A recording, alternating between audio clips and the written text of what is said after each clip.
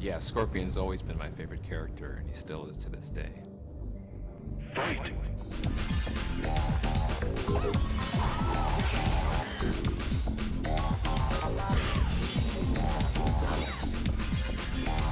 Playing Scorpion's cool. I mean, you get to be kind of just a little bit crazy, a little bit nuts. You know, it's like you're a ninja. How cool is that? I've played him in Sub-Zero mythologies. I did some motion capture for Scorpion, and I played him during some of our live events for Mortal Kombat. I am Scorpion.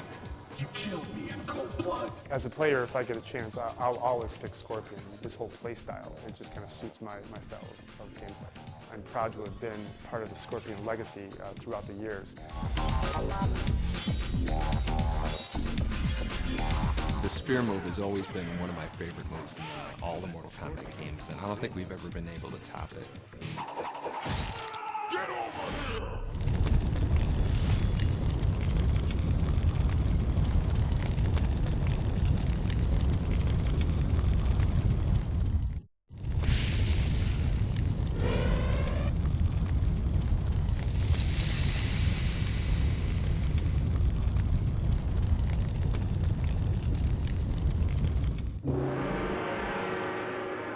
My name is John Turk, and I am Sub-Zero. Fight!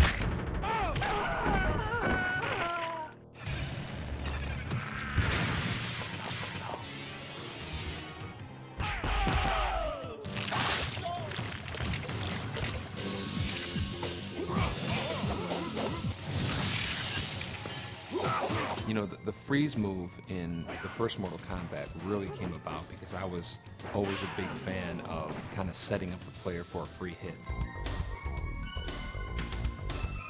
We walk over to the game, and they're playing Mortal Kombat 3, and the kid's playing Sub-Zero, and I'm standing right behind him, and he doesn't even realize that the guy he's playing is right behind him.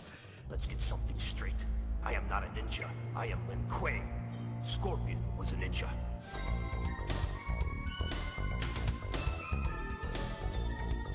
My martial arts style defined the character of Sub-Zero's based on the way I move, the way I kick, the way I punch, the way I turn, the way I move my leg when I do sweeps.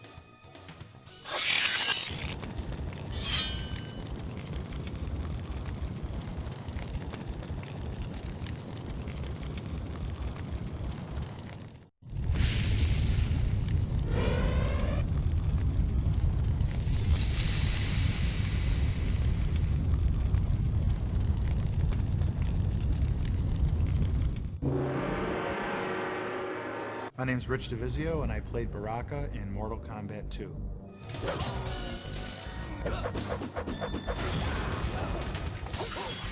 We were trying to come up with characters, and we were going to costume stores and looking around and found a mask of this monster. There was this very tight mask that I had to wear. Painted it up, kind of made it all butchered up his face. And I just remember tons and tons of water just coming down my neck. And we took fake nails and put them on for his teeth and spray painted them silver. This mask was skin tight. And those made up his teeth. And so people don't realize that, this really scary creature is made up of, a mask and some fake fingernails that were bought in a supermarket. That shoot was unbelievable. Baraka hasn't been in many Mortal Kombat games, but he's been a fan favorite for a long time.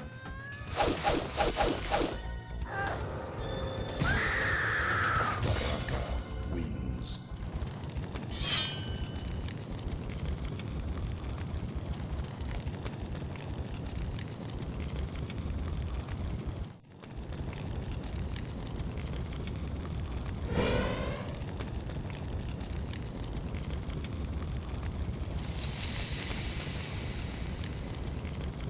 This place, it feels dark. As dark as every heart that inhabits it. Shujinko is kind of our next generation Liu Kang. Through the conquest mode, you learn about Shujinko's past.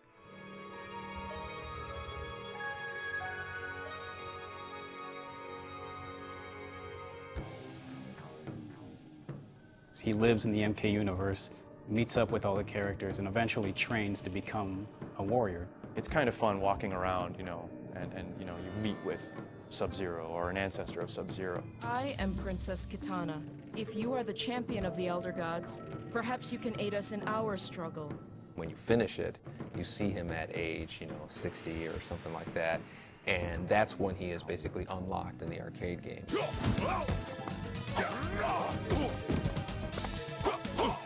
Shujinko wins. Everything from, 20-year-old Shujinko up to old man Shujinko is voiced by Max Crawford. Younger Shujinko is just a little variation of my actual voice. Good to see you again, Damashi. It was fun doing the old man. Oh, Master Boraicho, crack the dojo window.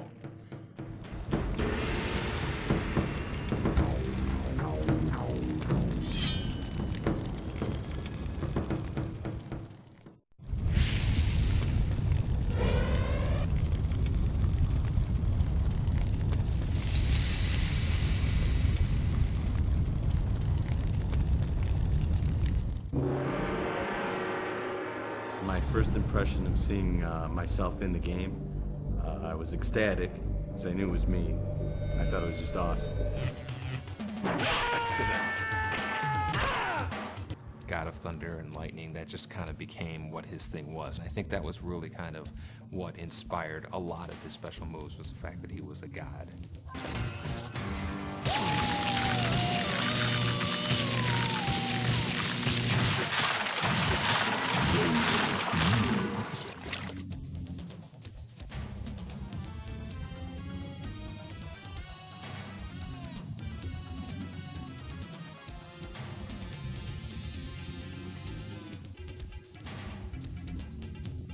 In real life, I am a martial arts expert. I've been doing various arts for probably 22 plus years.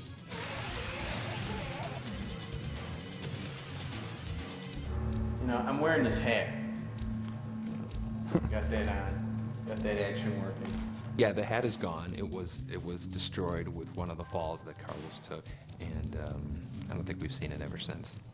Do I have the hat? No, I wish I did. That's probably the one thing I wish I had. I feel really thankful to be part of the Mortal Kombat legacy, and it's changed my life incredibly.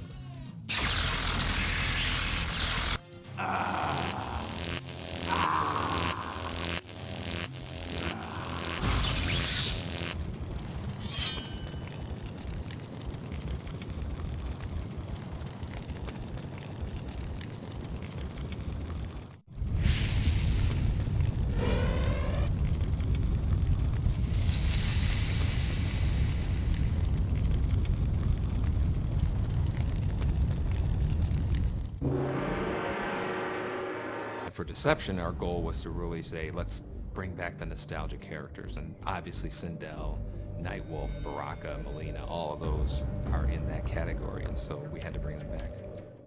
Fight.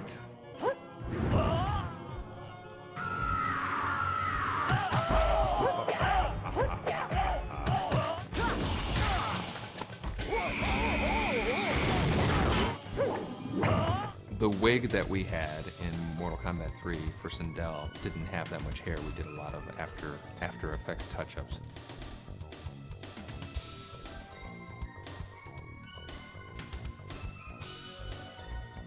She had this ability to scream at super loud volumes, and that would stun the opponent and give you kind of a free hit.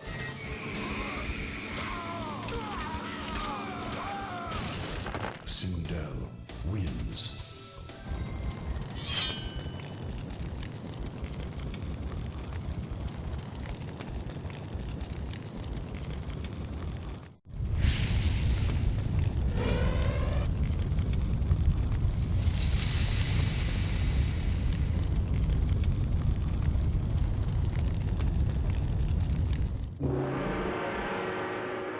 Well, I think Kitana was really one of the favorite characters from Mortal Kombat 2. I mean, She was a new character. She had ridiculous combos that people, came up with that I had not even thought of. So when I saw people doing katana combos, in the corner, you knew there was something special because people were taking the game in a direction that you wouldn't even think of.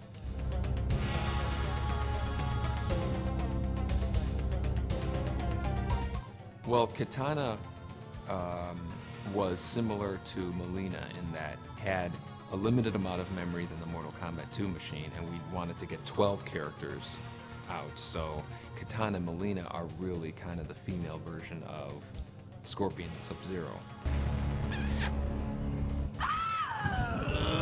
Kitana wins. Flawless victory.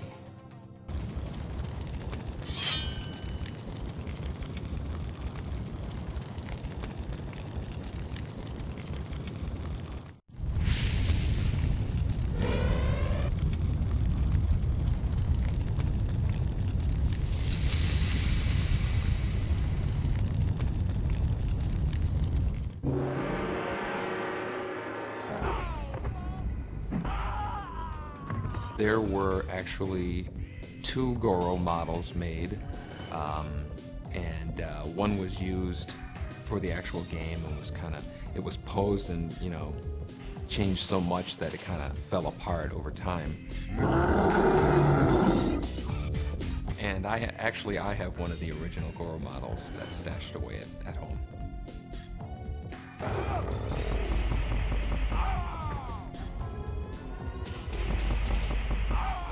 Flawless victory.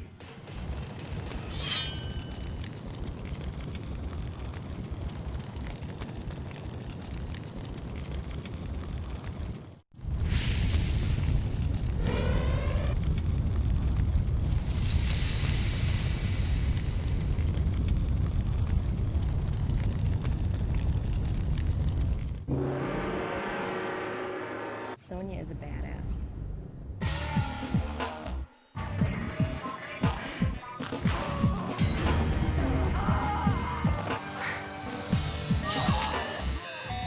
Carrie was easily one of the best people we worked with in terms of actors playing the characters. Yes, I still have the Sonya costume.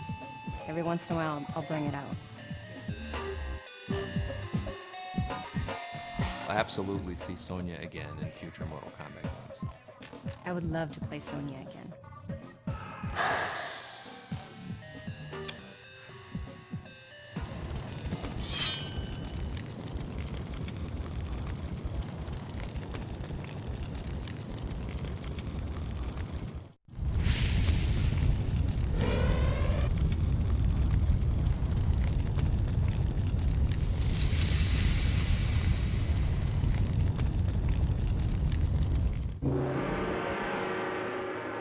Hello, my name is John Parrish. I am Jax!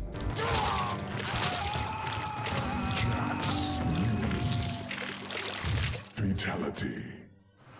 Being the big guy, I was using raw strength and mental attitude. Be energetic, to be powerful, to actually portray myself as a hero, as I would look at it. John Parrish was great to work with. He was really one of the easiest guys to work with in terms of being able to do all the moves and all of the special attacks. I am the real Jax. We worked with him throughout Mortal Kombat 2 and Mortal Kombat 3, and he did a lot of promotional stuff with us. It was really great. When he first put the makeup on my arms, it took him 6 hours to do total.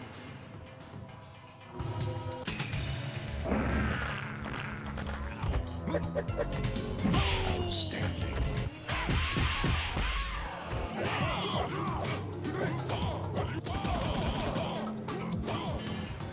Actually, it feels great to be part of the Mortal Kombat legacy.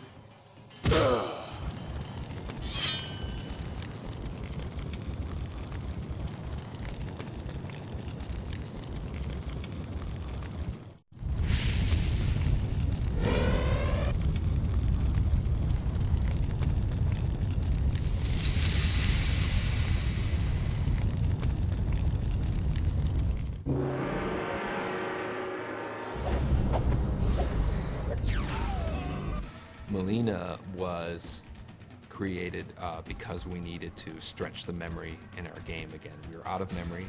We had a cool female character in Kitana, and we wanted to kind of double up on that and give her, you know, special moves, make an anti-Kitana in a sense. And so that's kind of where Mileena came from.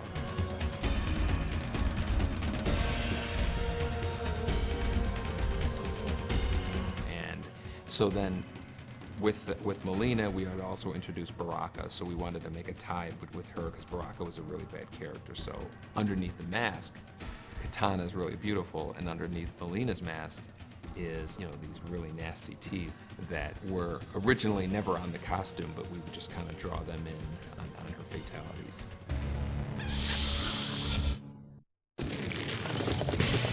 Mileena.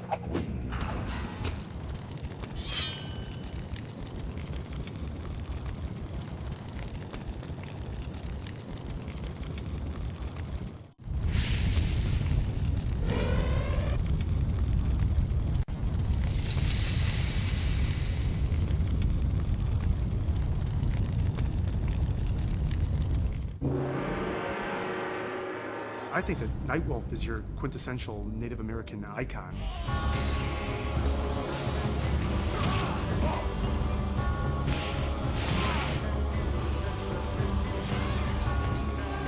Just a strong, proud person with, you know, pride. He's got honor, has rules, but at the same time, he is definitely no pushover. Well, the Nightwolf costume looked a lot better on the drawing than I think it did on me, but you know, we made do. Nightwolf's fatality was holding his tomahawk up to the sky, channeling light through it, right into his enemy for his final blow.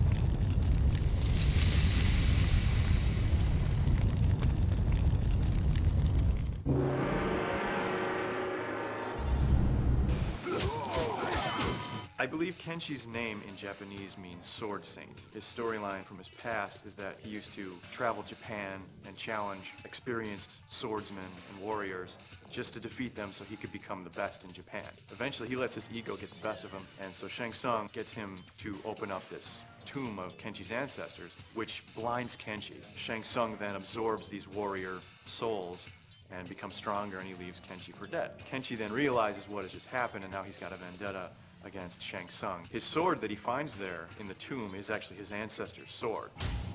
Fight! You would assume he's disabled because he doesn't have certain abilities, but then we compensated it by giving him other abilities, and that kind of makes him that much more interesting of a character. So he's one of the strongest characters in Deadly Alliance, and you wouldn't think so having a character being blind. Kenshi basically has the ability to propel his opponents in various directions. Lift them up over his head and slam them on the ground, propel them behind him, push them forward. So it's really like he's a very powerful distance player where you have the ability to attack your opponent even when you're at great distances.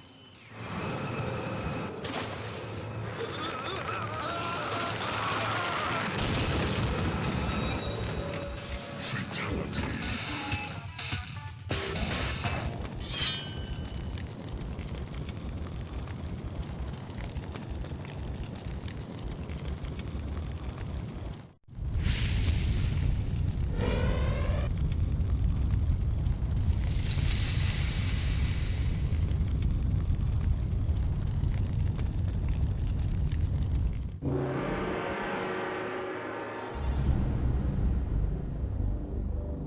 Smoke originally came from our memory limitations that we've had in doing arcade games, and just as Scorpion and Sub-Zero were using the same images and getting more mileage out of them by changing the color, when we were out of memory for Mortal Kombat 2, I always liked putting in secret characters in the game at the last minute that nobody knows about.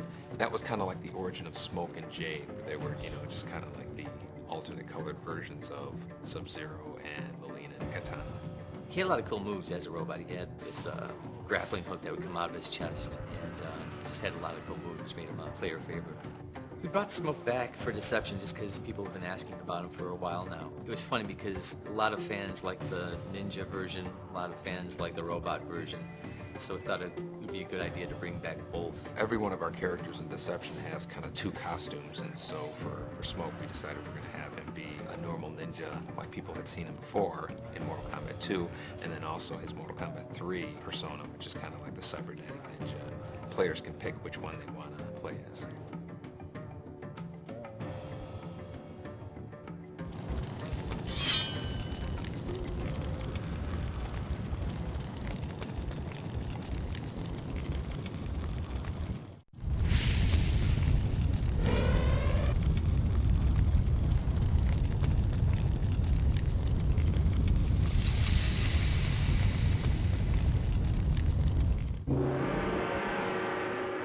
Jade was the third in the series of characters that was derived from existing images. Jade was a female ninja type character like Mileena and Kitana were, and she was kind of like an evil version of Kitana in a sense.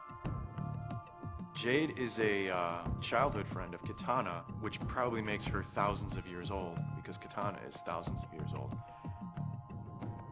The approach we've taken with Jade in this game, in Mortal Kombat Deception, is that she's more of the stealthy ninja type of character. She's the one that sneaks around and gets information, you know, and carries out covert activities. And I kind of like that about her. She's about getting things done, and she's very loyal.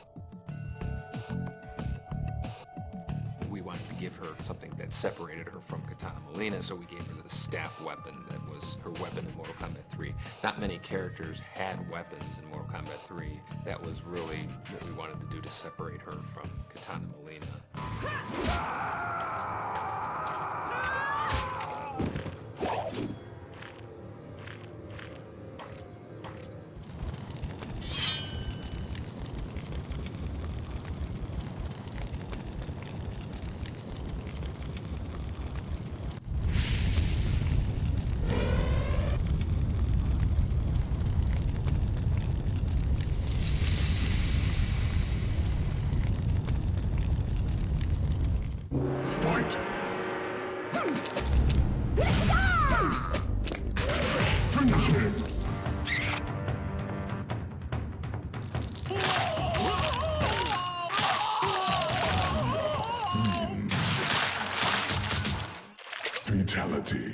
I guess not many people know that the Tanya character is named after my sister, who's named Tanya, and as well as my other sister's name is Sonya. Tanya is the daughter of an Edenian ambassador, but she has sided with the bad guys in previous games. She turned on Liu Kang in her ending in Mortal Kombat 4, that she, you know, sided with Shinnok, you know, and she sided with the Deadly Alliance even at one point. Now she's siding with the Dragon King, not so much because she wanted to, but because she was almost forced into it. She's an enemy of Jade and Kitana and Sindel, you know, because she's a traitor. She's a traitor to Edenia, she's a traitor to the realms, and she's, you know, not a good person. Tanya has always had her boomerang projectile move, which is one of the more outrageous projectile moves in the game. And we're giving her that boomerang move in Deception again. And in addition to that, she has a weapon. So she has a bigger arsenal of attacks than she did in the previous games. Let's finish him!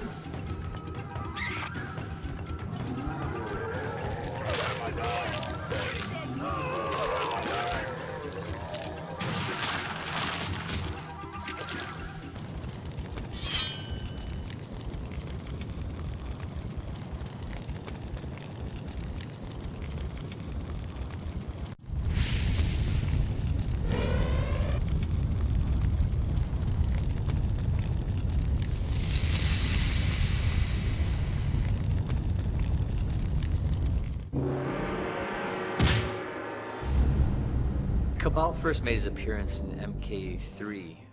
He was originally designed as kind of this nomad, you know, sand person kind of character. Again, we really wanted to create a character that seemed to have a handicap of sorts in terms of, like, he had this breathing apparatus that kept him alive. He still had these incredible powers that none of the other characters had. He had a lot of cool moves. He had this dash, which he would run past a character, spinning him around, and then he could pull off some combos on him. And everybody kind of liked his tornado move where he would run by the opponent and then they would spin like a top and they kind of get a free hit on them. Cabal also had these hook sword weapons that one of the few characters in the 2D games that actually had a weapon in the game. So that kind of made him stand out. He was actually one of the characters that was considered almost too powerful in Mortal Kombat 3. And we had to kind of tone him down for Ultimate Mortal Kombat 3. For Deception, we finally had the chance to bring Cabal back the way we originally intended him to be. You know, we gave him the long trench coat, gave him a backpack. That was part of the original design, but back in the old days of digitizing, we couldn't really handle that. A long coat would have gotten in the way of the character's moves. In the 2D games, we were really limited to the costumes that we could build because it was digitized graphics. And with the 3D games, we build the costumes and the computer so we can really do whatever we want. Cabal's always been one of my favorite characters, so I was totally happy to bring him back for Deception, give him the classic design that we intended.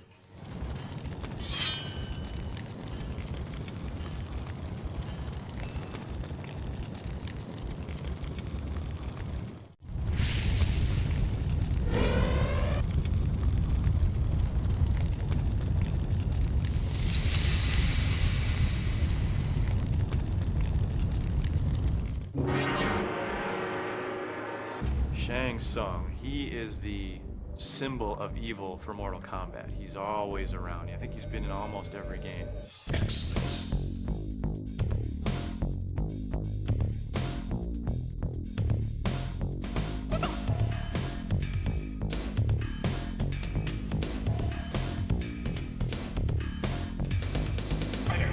His job in Mortal Kombat 1 was to win Earthrealm for Shao Kahn.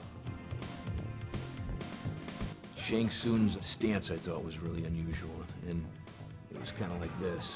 Very different, very unique from all the rest of the characters in the game. Kung Lao, Johnny Cage, Reptile. Shao Kahn wanted to take over Earthrealm, and through the Mortal Kombat tournament, he was going to do it. Shang Tsung was probably one of my favorite characters in the series. He always kind of had the sinister edge, more so than some of the other characters, a bit more regal kind of feel, and that's what I tried to capitalize on in redesigning him for Deadly Alliance. In Mortal Kombat Deadly Alliance, Shang Tsung teams up with the sorcerer Quan Chi, and the both of them not only kill Liu Kang, but they kill Shao Kahn as well.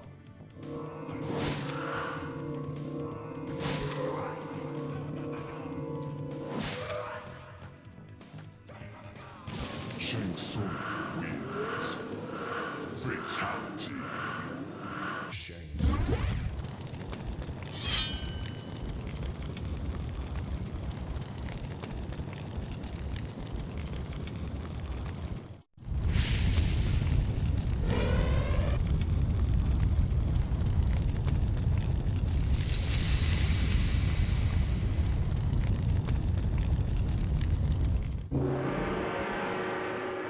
My name's Rich DeVizio. I played Kano in Mortal Kombat 1 and Mortal Kombat 3.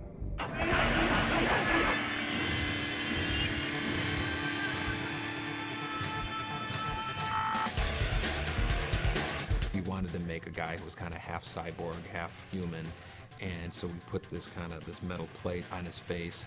Again, we bought something at a costume store and put makeup on and attached it. And the guy who played Kano, this guy Rich DeVizio, he brought it to a new level. He gave him his character. He just really became Kano in a sense. It becomes a part of me. When I played Kano, I actually felt that it was kind of a showcase for myself to become larger than life with this character. I really believed that I can be this guy, and it worked out very well. It's not hard for me to embrace a character and become it. One of the favorite moves that I like that Kano did was his fatality, and it goes a little something like this.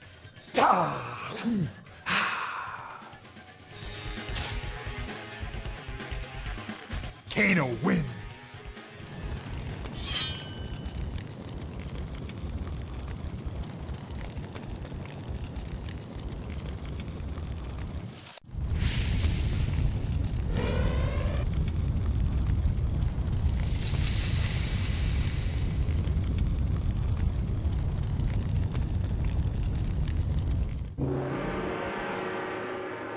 is Anthony Marquez, and I played Kung Lao.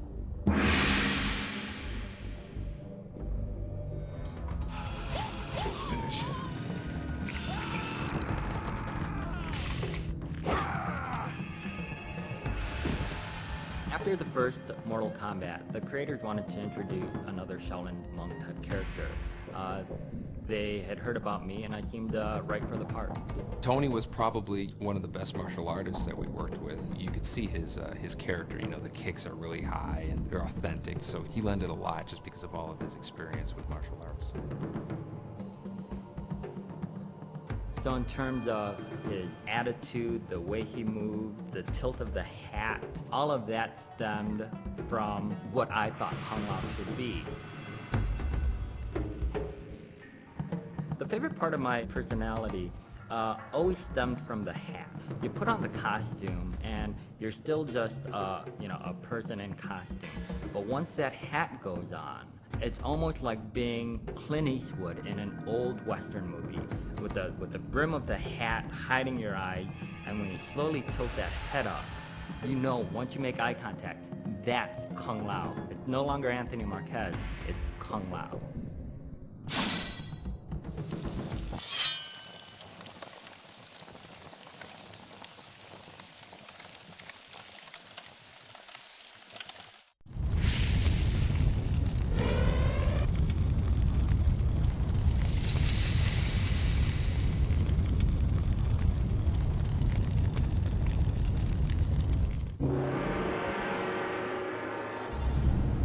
Shao Kahn was the big bad guy in Mortal Kombat. Feel the power of Shao Kahn.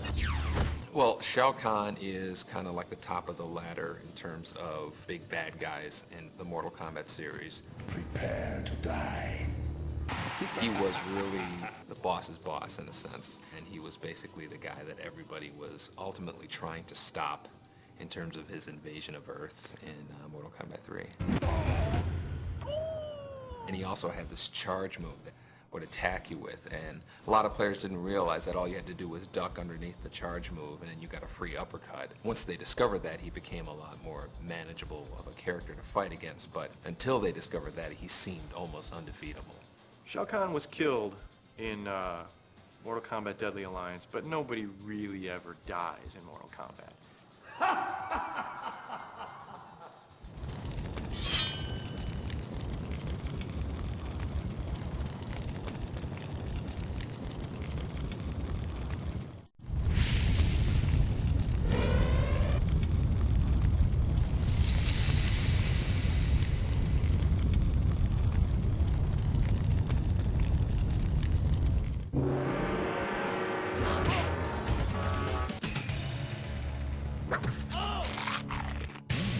Reptile wins. Fatality.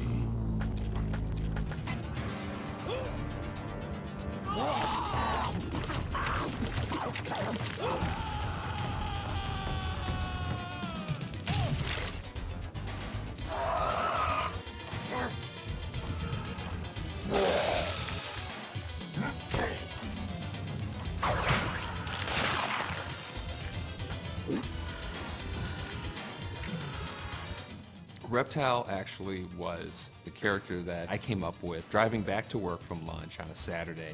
We had seen how much we got away with in terms of Scorpion and Sub-Zero changing ninja palettes, and I really wanted a super secret hidden feature in Mortal Kombat 1, and came up with these really odd set of circumstances to make Reptile appear. It was rare enough that people would say that they had seen him and nobody would believe him, and so it worked out perfectly. I am Reptile. I talk like this. And then I have to go like this. Yeah, Reptile, the infamous Green Man. It was another one of those characters where they swap some of the images from one character to another. I saw those moves that they told me to do that were for other characters, like for example the Force Ball, you know, when I put my hands out and then a big ball comes rolling out. That was for Reptile, but here I had no clue at that time. Reptile wins. Fatality.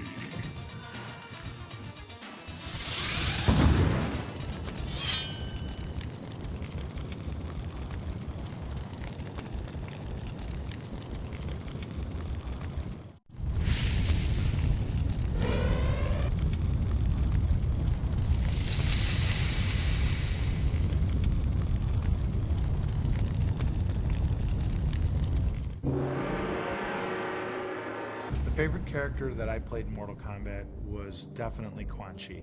Do not fail me. We have toyed with the ninja long enough. Quan Chi was a really interesting character because he was created for a game called Mortal Kombat Mythologies. You are responsible for this sorcerer! Which was an adventure game that was being produced at the same time as we were doing Mortal Kombat 4.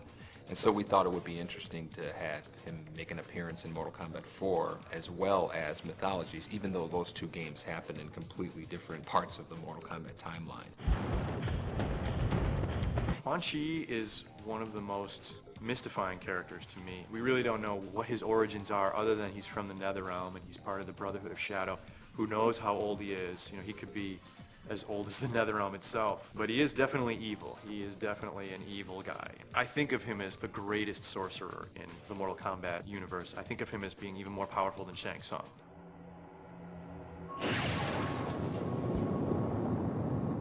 Rich Vizio was hilarious as Quan Chi. He really played the part well. To me, he is Kano, and he is also Quan Chi. He's both of those characters. You can't look at Quan Chi and not think Rich. And now, on to Hollywood. The makeup was unbelievable, and I was actually able to act a little bit in full motion videos, which was very exciting for me. I remember that the impetus behind the cabinet design on MK4 was the reintroduction of the series back then. They wanted it to stand out in the midst of the arcades. As such, they wanted to push the sides as something that you could not miss. So we did some shots in the studio, had Rich come in, put fire behind him, big old Quan Chi face, no one can miss it. And that's what ended up happening. The first time I saw myself on the side of the Mortal Kombat 4 arcade stand-up, I was just blown away. That chapter, Mortal Kombat 4, was the Quan Chi show in a sense. Do not fail.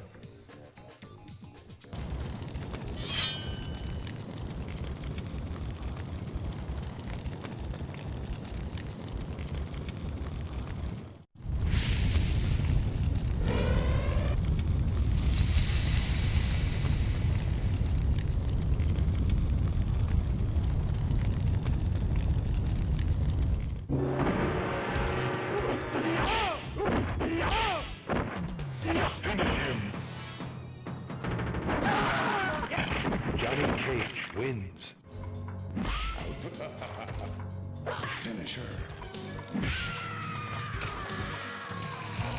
Johnny Cage wins. Flawless victory.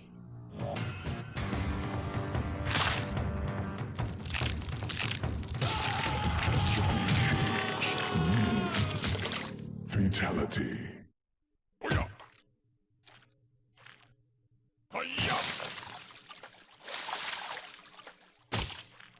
Johnny Cage wins. Fatality. Johnny Cage was kind of like our version of a Hollywood action star.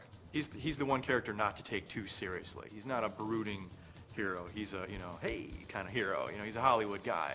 A lot of flair, a lot of pizzazz, still very skilled martial artist, but put in the situation with all these noble Shaolin monks and Lin Kuei ninjas. Johnny Cage, to me, is almost like the comic relief of Mortal Kombat. He's the actor, so he doesn't take this all as seriously as a Liu Kang or a Raiden or Kung Lao will take it.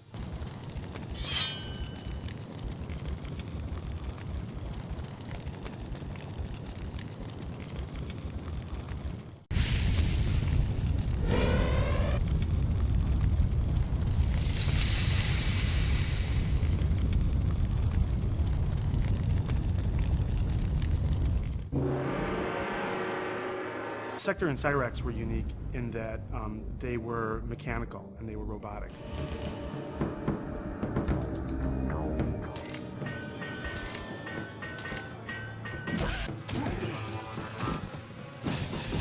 A funny story about Cyrax and Sektor was that originally we could not think of a name for them. So Tony Goski came up with the name Ketchup and Mustard, ketchup being Sektor and mustard being Cyrax. Cyrax was one of the many characters portrayed by Sal DeVita. When Sal was playing Cyrax, I felt the worst for him because he had this helmet on that I remember him sweating a lot inside, and he had just unbelievable tolerance for discomfort. The costume for Sektor and Cyrax was really heavy. It was a lot of plastic armor and plastic chest plates, but then a custom-made helmet, but hot, uncomfortable, you know, couldn't breathe, couldn't hear anything, but somehow we made it through it. It was great.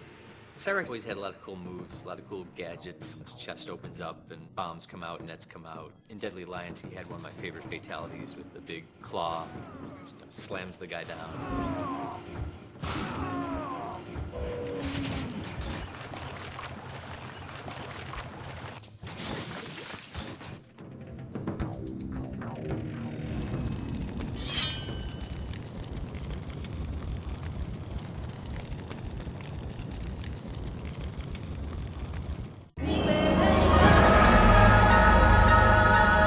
Blaze. Over the years, the Firespawn Blaze has watched over the realms, keeping guard over the egg of the Dragon King.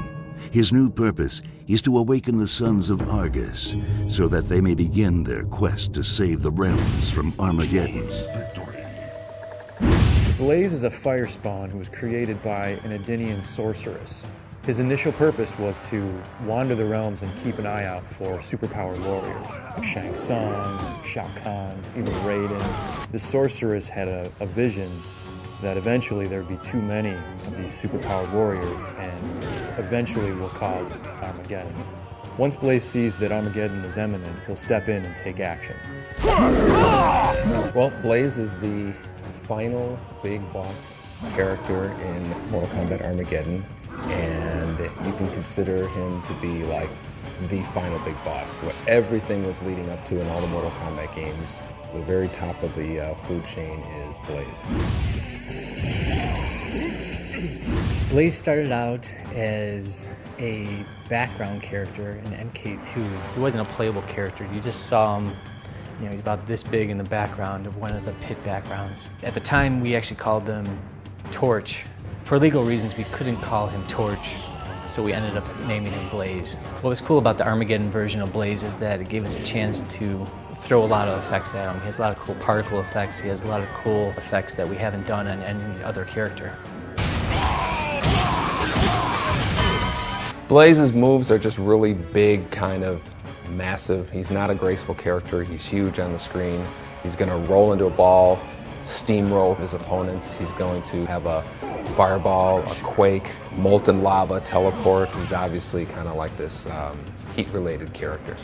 My favorite move from Blaze is probably his steamroller rolling attack, where he basically just kind of rolls over the opponent.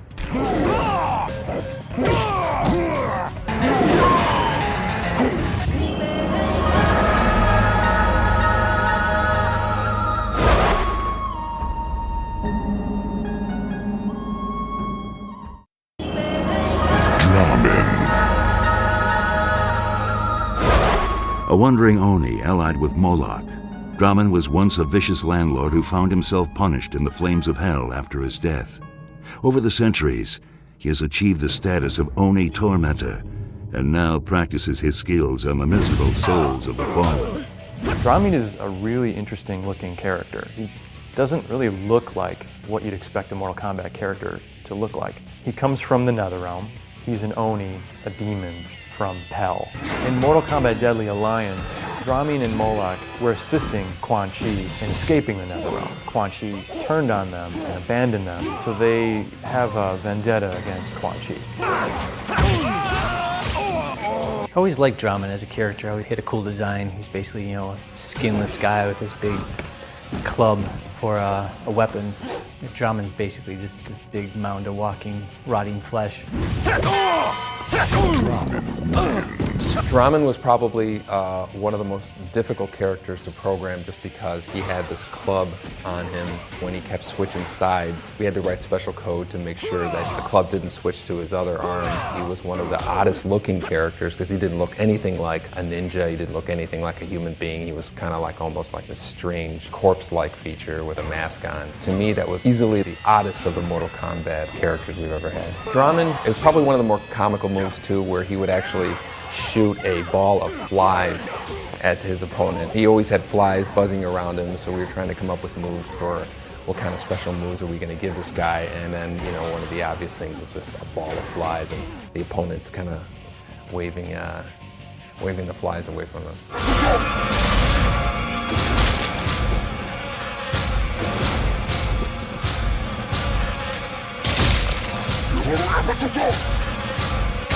Drahmin wins. Fatality.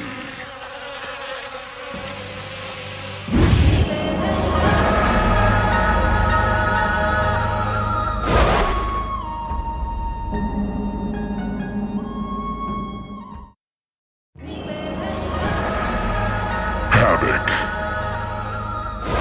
A denizen of Chaos Realm, Havik despises order and sees it as a threat to everything in which he believes. His mission is to create mayhem and further unravel the fabric of life. He will also destroy anyone who seeks to control others. Havik is the cleric of chaos. Havik's philosophy is that chaos is good, order is bad, rules are bad. His arch nemesis is Motaro, who is all about order and control. The interesting thing about Havik's personality is that he doesn't form alliances with anyone unless it somehow will bring disorder to the universe. So he's not good or bad. Havik is about promoting his own agenda, which is chaos. Originally, Havik was designed to be noob, but the design was a little too far-fetched from his original, all-black costume. So Havik was developed as his own character. We wanted to have a character that kind of looked like he was decaying. When we thought of special moves for him, we thought, okay, let's do stuff that looks really disturbing. So we had him, breaking his own bones. And when he would shoot his projectiles, his knees would bend the wrong way. His harakiri move, where basically he would just tear his own head off, show it to the camera, and then fall over dead. So we really wanted his moves to be something that were disturbing and would make the audience kind of wince and like, every time he's doing these moves.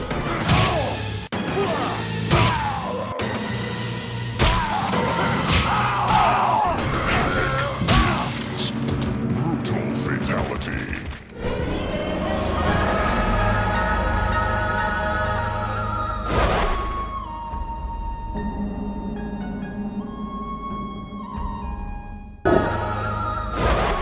Longtime bodyguard to Outworld royalty, Kintaro has served Shao Kahn for many years. Like Goro, he is a member of the four-armed Shokan race and descends from a lineage known for its brutality. Kintaro is like a Shokan, but he looks like a tiger. He has tiger stripes. He works for Shao Kahn the same way that Goro did. Kintaro is a kind of like a bigger, badder version of Goro that appeared in Mortal Kombat 2. He's a lot more nimble than Goro was because he was able to teleport and fly all over the screen, but he was actually bigger than Goro. So it was a lot more of a intimidating character because you never know what he was going to do next. He had a fireball, a teleport, a stomp move. I think my favorite move for Kintaro is the move that he shares with Shiva, which is basically the teleport move. He basically flies off the top of the screen, lands on the opponent, stomps on them a few times. We tend to give the four-arm Kuotan characters that move.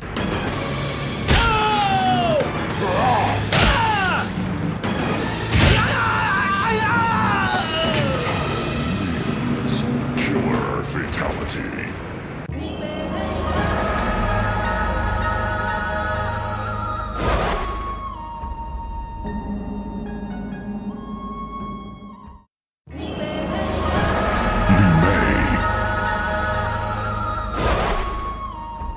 Fighting for the freedom of her enslaved people, Li Mei was trained by Shujinko in the art of combat. Now she is a formidable warrior who battles for her people and for persecuted souls everywhere. Li Mei is originally from Outworld. Her village was enslaved by Quan Chi and Shang Tsung. She vowed to defeat the Deadly Alliance in order to free her people. Mortal fatality. Because she had this kind of skimpy outfit, we gave her a lot more acrobatic and provocative moves in the game. So she has these crazy flip kicks where her legs are doing things that are just physically impossible. So she's kind of like the sexy bombshell character from Deadly Alliance.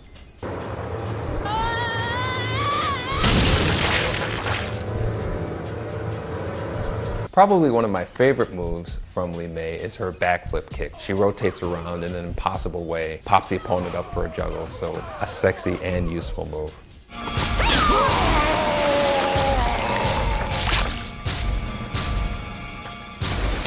Li Mei wins. Fatality.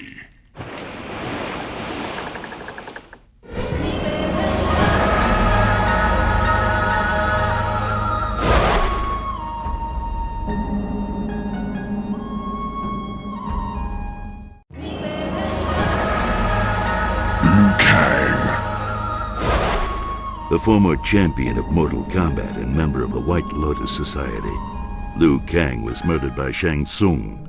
He now exists as a living corpse, fueled by vengeance.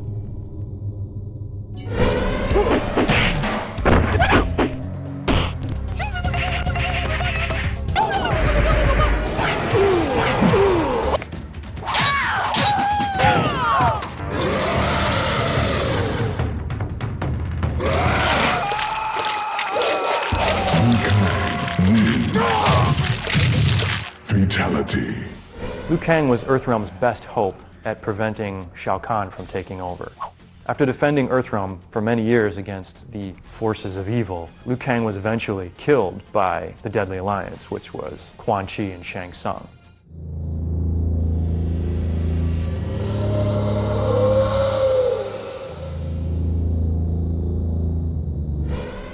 Liu Kang has always been the ultimate hero in Mortal Kombat. He's been kind of like the common man character throughout the whole series. We don't give him the crazy violent moves. He's a Shaolin monk. You know, we really wanted to make him the character that was the hero of the game. So we did that for a number of titles, and finally we really wanted to kind of change things up. At this point, Liu Kang exists in two forms. He's an undead corpse, and he's also his spirit self. You know, Liu Kang was designed to be the most accessible Mortal Kombat character. You know, his moves are the simplest to perform. Towards, high punch, towards, high kick. So he had these really cool flying kicks and fireballs, and anybody can perform them because the combination was so easy to do. And so our idea with Liu Kang was always to make that the most accessible character that, you know, you can basically show your mom how to play Mortal Kombat using Liu Kang. Finish him!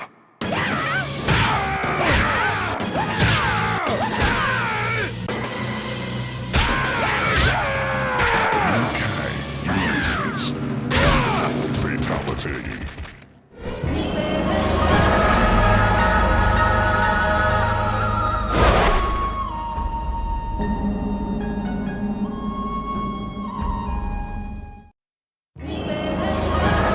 Moloch. A demon, or Oni. Moloch is a creature known more for his strength than his intellect. Astoundingly powerful and remarkably cruel, this hulking brute takes pure delight in the pain and suffering of others, especially if he has caused that pain. Like Drahmin, Moloch is an Oni from the Netherrealm. He and Drahmin have escaped the Netherrealm, and now they're running amok. Initially, Moloch and Drahmin had a deal with Quan Chi that he would help them escape the Netherrealm if they were to protect him from Scorpion. But he escaped the Netherrealm and left them there, and they're really pissed. So now that Moloch and Drahmin have escaped the Netherrealm, they have a vendetta against Quan Chi.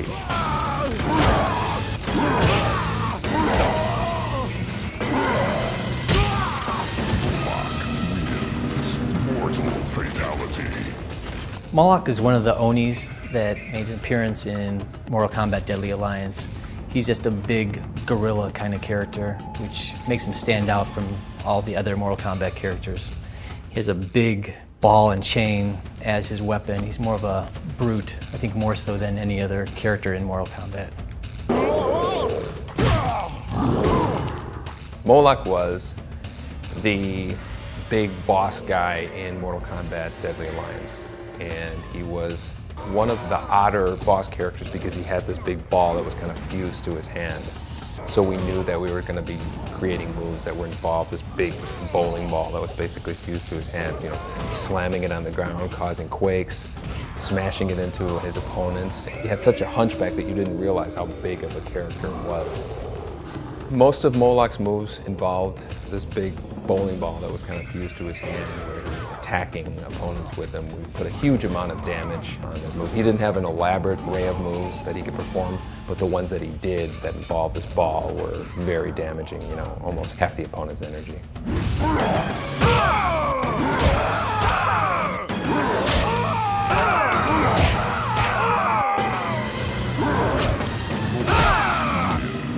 Mortal fatality.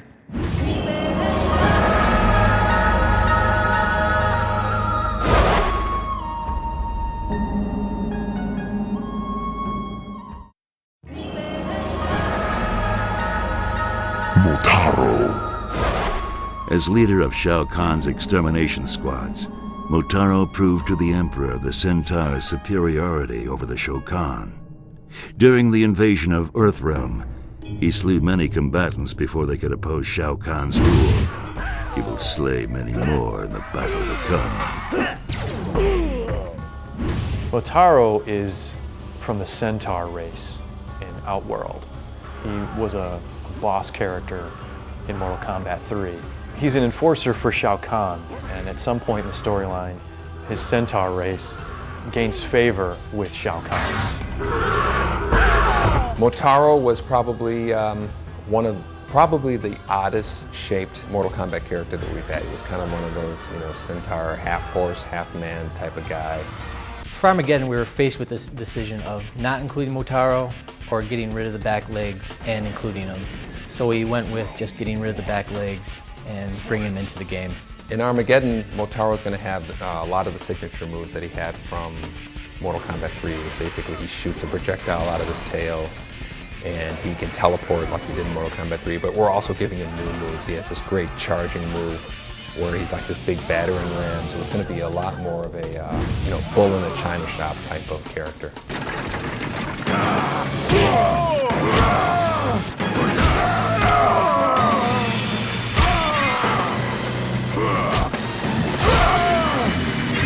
Mortal fatality.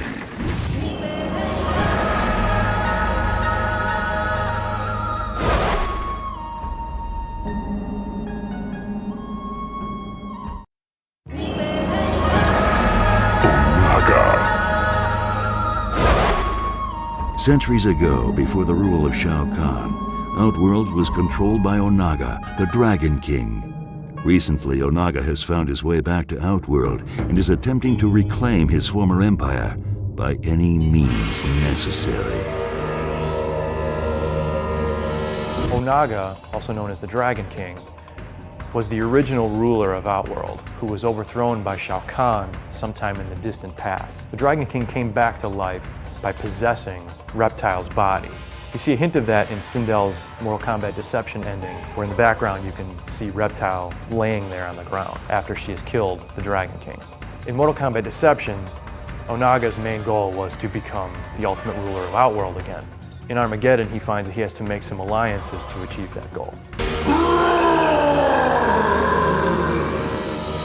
Onaga the Dragon King is the big boss in Mortal Kombat Deception.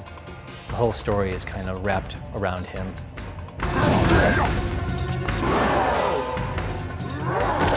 The Dragon King is kind of like a character that had been evolving through a number of Mortal Kombat games. You know, we had kind of hinted in a number of our endings that Reptile was becoming this character that was evolving over time into a bigger character.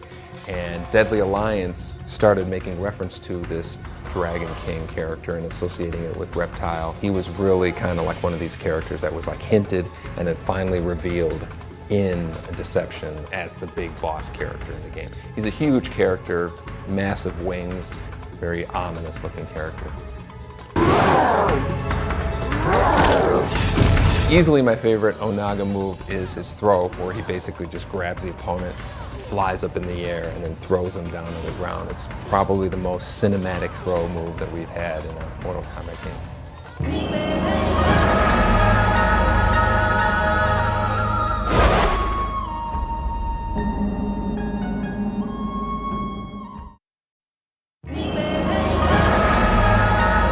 Sektor.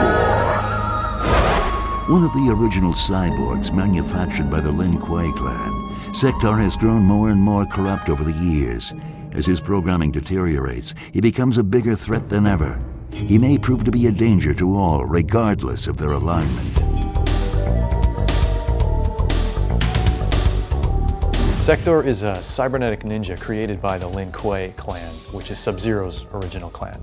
Originally, Sektor's objective was to seek and destroy Sub-Zero. Since then, he's created his own clan of cybernetic ninjas. At one point, Sektor kidnaps Taven, who's the hero of Conquest Mode, for the purposes of finding out what Taven knows about the quest. Sektor is one of 3 cybernetic ninjas. There's also Smoke and Cyrax. Sektor's still one of my favorite characters in Mortal Kombat. His design was influenced by a bounty hunter in one of my favorite films. Sektor just has a lot of cool techie attachments. Just an overall, it's a cool looking character.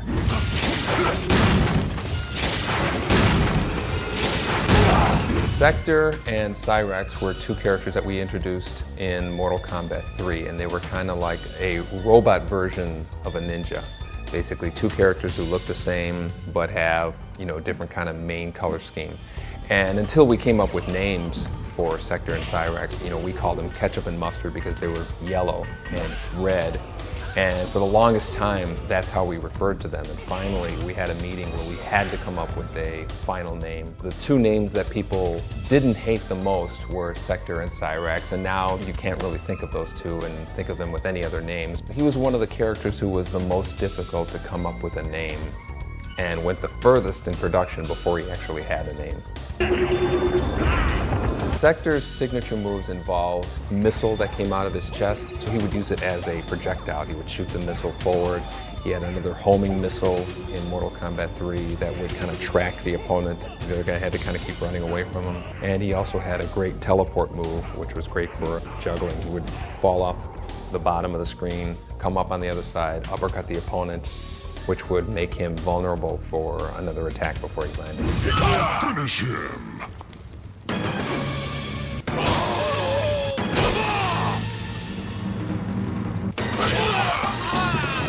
Wins.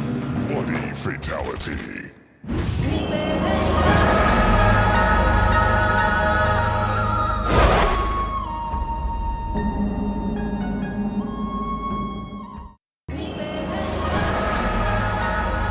Stryker. Curtis Stryker was the leader of the NYPD's Special Riot Control Division. During Shao Kahn's attempt to seize Earthrealm, Stryker found himself among the Earth Warriors, charged with saving mankind. To this day, he still has no idea how or why he was called to defend his home. Stryker is one of the few warriors that is left behind in Earthrealm to help defeat Shao Kahn and stop his invasion. Stryker was some people's favorite character and a lot of people's least favorite character in Mortal Kombat 3. He was probably the most urban, less superhero-looking character that we've had in a Mortal Kombat game before that, because it looked like he was just kind of wearing street clothes.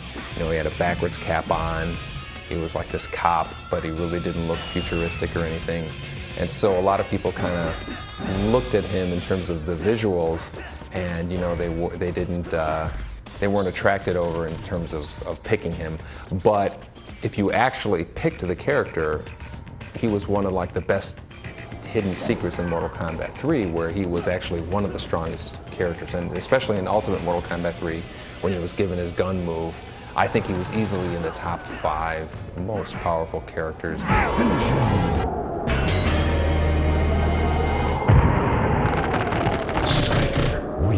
Stryker was never really a big fan favorite, so the challenge for Armageddon was trying to make him look cool and make those people like Stryker.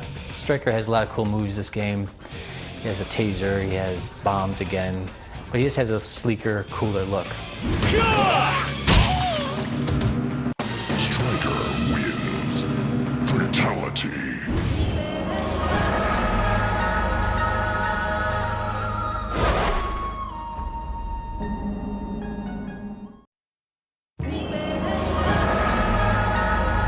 Jarek.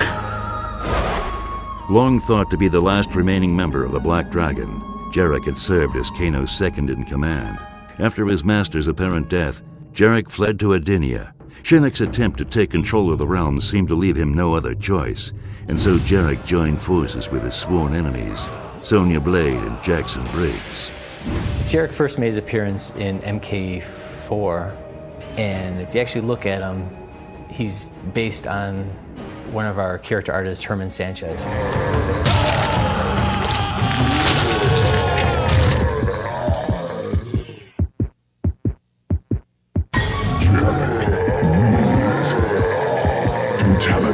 Jarek was a character introduced in Mortal Kombat 4, and he's basically Mortal Kombat 4's Kano character. He has all of Kano's moves, from the I-beam to the ball rolling move, and then he has an additional move, a back slam move, basically causes an earthquake that the other characters, you have to jump up to avoid.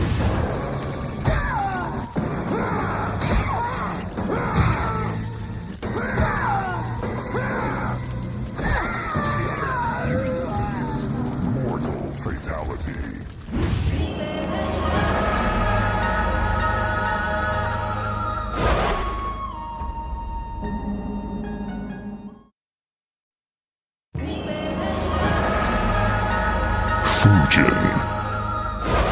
When Raiden was accepted into the pantheon of the Elder Gods, Fujin replaced him as protector of Earthrealm. Fujin's wisdom is matched only by his ferocity in battle.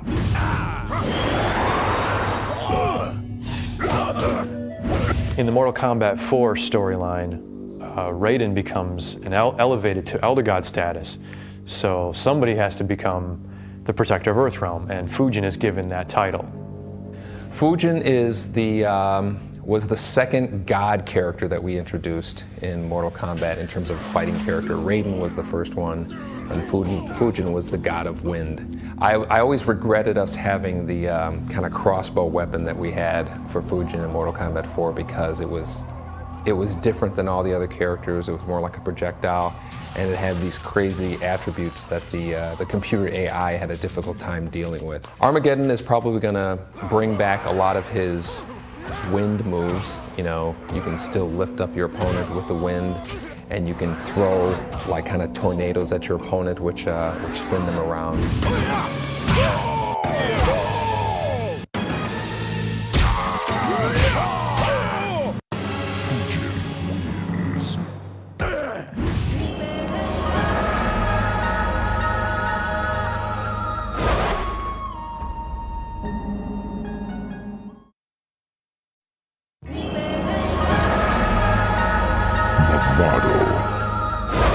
A leader of the Red Dragon clan, Motaro has undertaken a ruthless campaign of extermination against his rivals, the Black Dragon.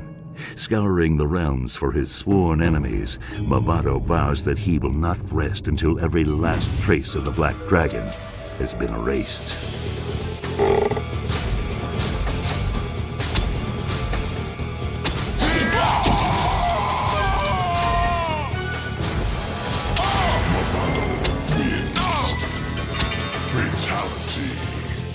Motaro is from Earthrealm. He's a high-ranking member of the Red Dragon clan. His main objective has been to eradicate any members of the Black Dragon clan.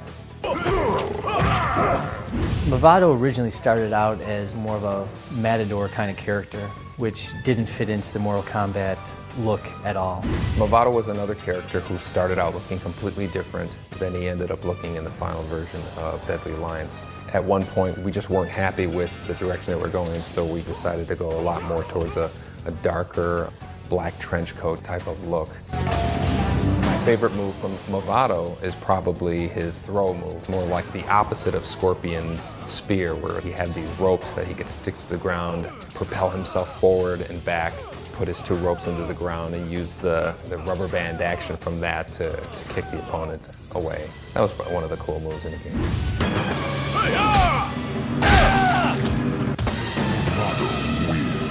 Fatality.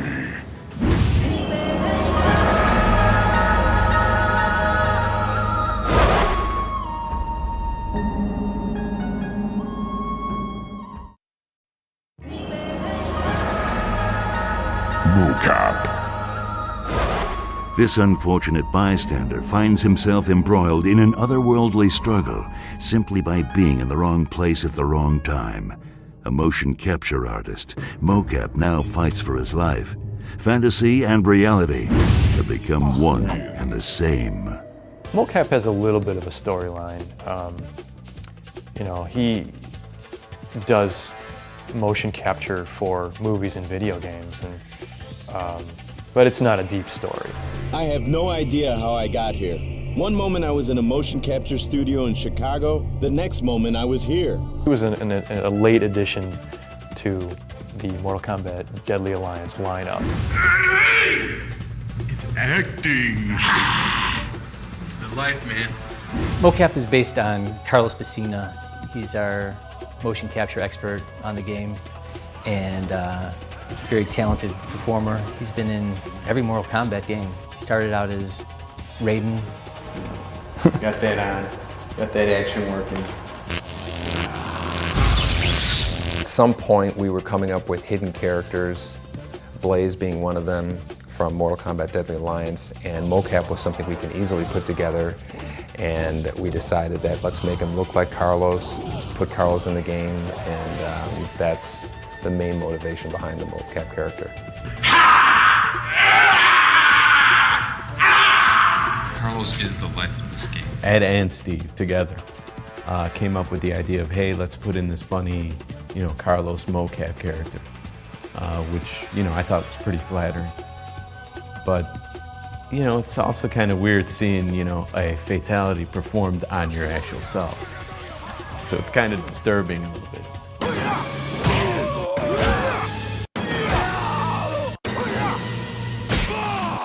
Raiden wins. Bloody fatality.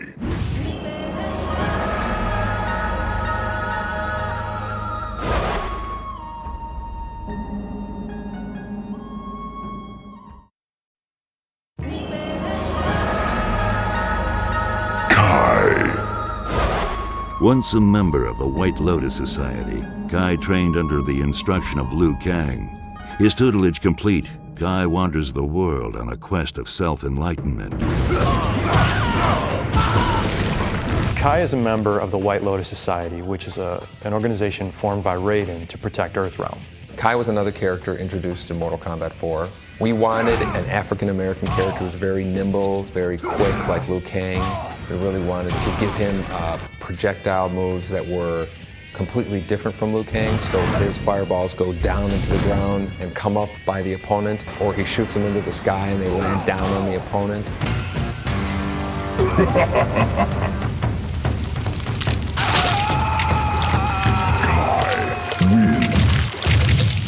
Fatality. In Mortal Kombat 4, he actually was able to stand on his hands and walk around on his hands, which, you know, I wish we could have had created that for his alternate fighting style in Armageddon, but there really wasn't time to do that.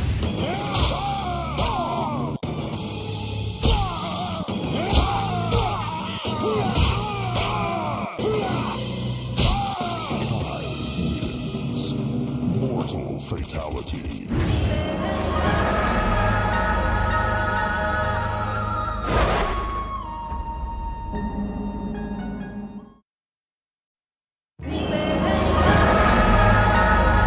Hsu Hao. Hsu Hao's strength is matched only by his treachery. For years, this Red Dragon spy worked as a member of the Outworld Investigation Agency alongside Sonya and Jax. Upon receiving orders from Motaro, Hsu Hao revealed himself as betrayer and destroyed the headquarters of OIA. Hsu Hao is one of the Red Dragon clan, so he is definitely one of the bad guys.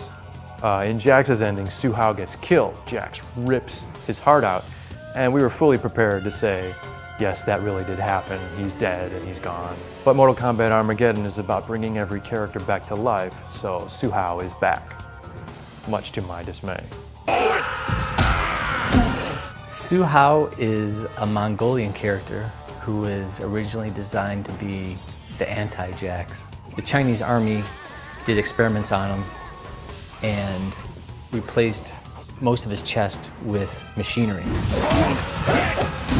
Hsu Hao is a character that went through a number of iterations. He had a completely different look when we first started Mortal Kombat Deadly Alliance. His two moves that he had was he had this big clap move that I had seen in a number of kind of comic books with superheroes that I always thought would be a cool thing to have in a fighting game. His fatality is he has this big beam that comes out of his chest, cuts the opponent in half. He has this kind of circling thing around his heart. Everybody's wondering, where does that come from? What does it do? And that's how we explained it with a fatality.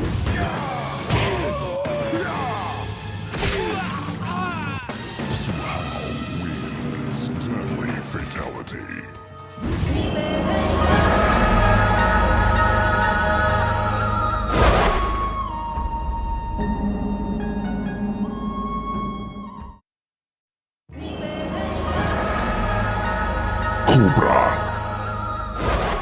Once Cobra was nothing more than a street thug on his way to jail.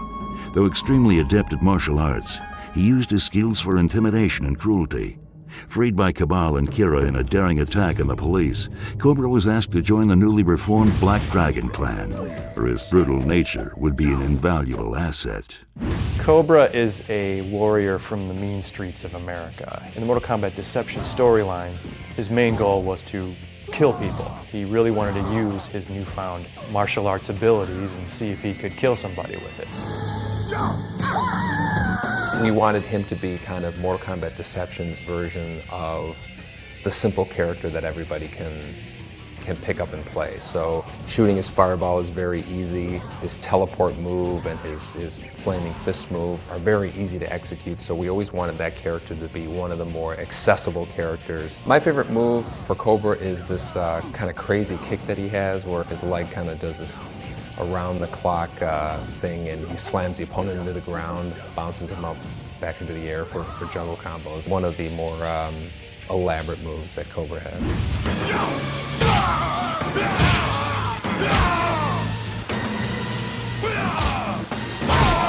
Wins. Bloody fatality.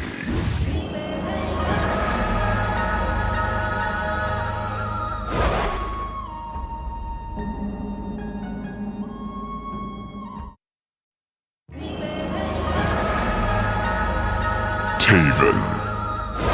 Son of the Adinian god Argus, Taven awoke from a centuries-long sleep to a future where powerful combatants wreak havoc upon the realms.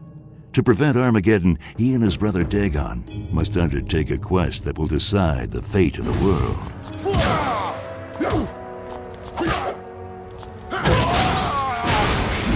Taven is an Adinian half-god. His father is a god, like Raiden. His mother is a mortal sorceress. That looks like Mother having one of her visions. And this must be Father speaking with the Elder Gods.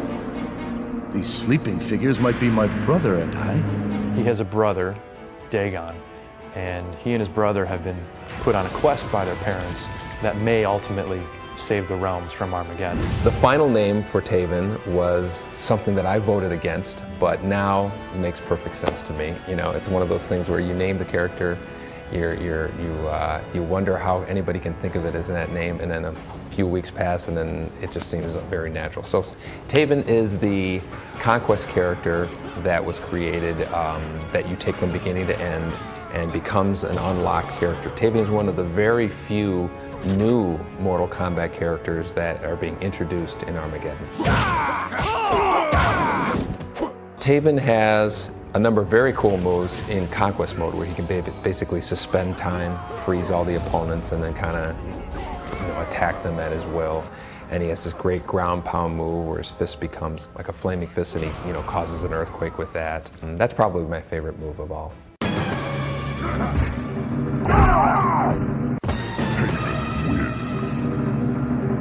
Fatality.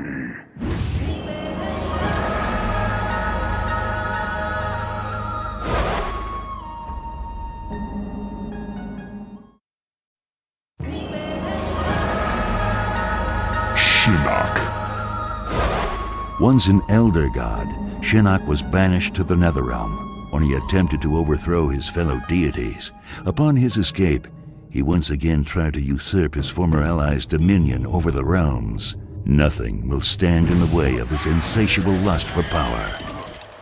One of the story ideas we have is that the reason Shinnok was defeated in Mortal Kombat 4 was that Quan Chi didn't give him the real amulet. Quan Chi made a copy of the amulet and gave him the copy, and because of that, Shinnok wasn't as powerful as he should have been, and the heroes had an opportunity to destroy him and defeat him. The original model for Shinnok was based on me.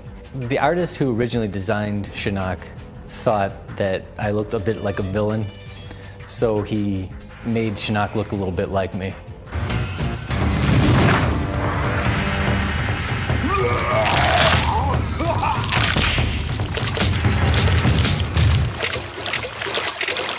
Brutality. Shinnok was the kind of final boss character in Mortal Kombat 4. He probably shouldn't have been. I think that, you know, we've always traditionally had big, huge characters that were, you know, ominous and scary looking. And Shinnok actually originally would have, basically he would just mimic other characters. He would go through their animations and do their different fighting styles and whatnot. With Armageddon, we really wanted to try to give him more of his own identity, so he has his own special moves that involve, you know, this big hand that he summons from the ground.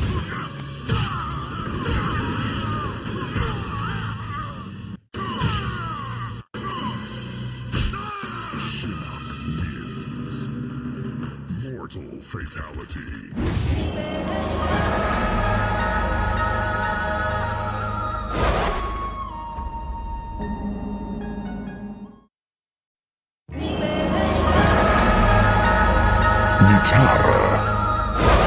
A vampire from a forgotten realm, Nitara fights to keep her homeworld independent.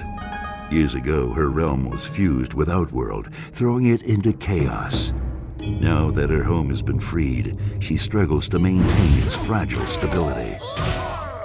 Nitara was originally from the vampire realm, which at some point had been merged with Outworld by Shao Kahn. In Mortal Kombat Deadly Alliance, her main goal was to free her realm from Outworld.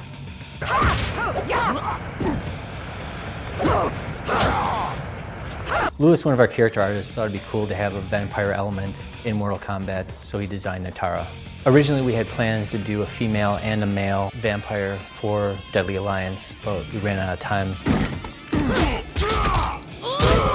The original idea was actually to have a male vampire and a female vampire, and actually both characters were created in the game, but the male character was never put into game. It was one of the cutting room floor characters that may someday return into a future Mortal Kombat game.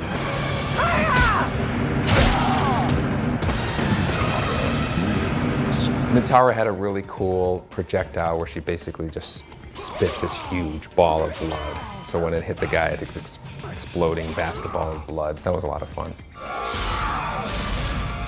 She had, you know, this great fatality where she would jump on her opponent and kind of like chew on their neck while they're kind of standing there helplessly. So she was probably one of the darker Mortal Kombat characters, a lot of blood associated with her. Fatality.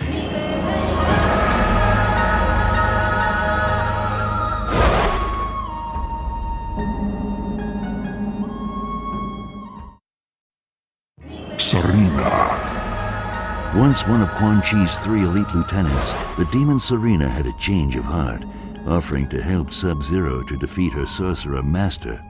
This betrayal cost her her human form and brought her years of suffering in the Netherrealm.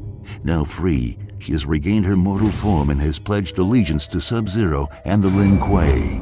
You are still immortal. That means you can escape the Nether. Serena's a character that first appeared in Mortal Kombat Mythology's Sub-Zero. She first became a playable character in the Deadly Alliance handheld version. Serena was originally one of Quan Chi's henchmen, but she broke away from his control to help Sub-Zero. Hi, how are you? Serena is one of the few characters that we have in Armageddon that was from one of the adventure games in Mortal Kombat. So she was kind of like a side character in mythologies. And so we decided to make her a fighting character. We originally had made her model for one of the handheld versions of Mortal Kombat, and since we already had this 3D model, we kind of finished the character off and decided to put her into Armageddon. We really want to have a certain amount of our characters be new, so to speak, where people haven't played as them before. Probably my favorite fighting move for Serena is these knives that she throws. She throws them really fast, probably easily the fastest throwing projectile that we've had in any Mortal Kombat game. And you can actually juggle your opponent in the air by throwing multiple knives at them. It's a lot of fun to play.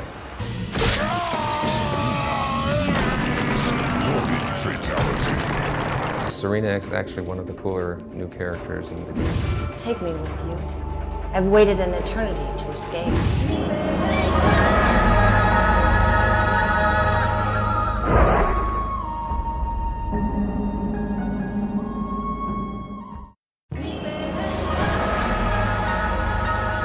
Shiva. A female of the four-armed Shao Kahn race, Shiva once served as protector of Queen Sindel. As brutal as Goro and Kintaro, she possesses more than enough power to destroy any opponent unfortunate enough to cross her path. Shiva is similar to Frost in that it's a female version of a favorite character. You know, Sub-Zero was one of the favorite characters in the earlier Mortal Kombats, and so we had always talked about doing a female version, and we came up with Frost. Goro was clearly one of the most, iconic characters in Mortal Kombat 1, and so for Mortal Kombat 3, we decided to come up with a female version of it, and we wanted her to be a little bit more nimble, a little bit more, flexible than this big boss character, so we shrunk her down a little bit, made her more agile than Goro was. Shiva was created using a stop-motion puppet. A lot of time and effort went into posing her, kind of like they used to do the old-fashioned movies with Jason and the Argonauts and all that. Every one of her frames was posed manually and then, saved into the computer and then animated like all the other digitized characters were.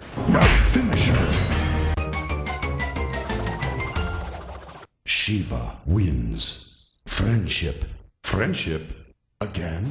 My favorite move from Shiva is probably her teleport move. Basically, she flies off the top of the screen, lands on her opponent, stomps on him a couple more times for good measure, and then jumps back off. It's easy to catch your opponent off guard with that move.